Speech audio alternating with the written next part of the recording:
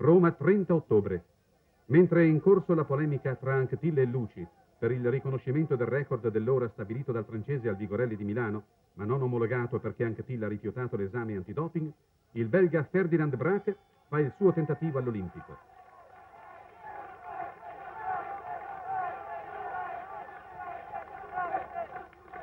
Nelle ultime 10 tornate il tempo di Braque sul giro è sempre inferiore ai 30 secondi.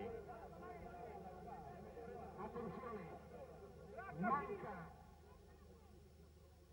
mancano pochi attimi alla conclusione del record. Attenzione. Ed eccoci ormai agli ultimi secondi di gara per Ferdinand Braque.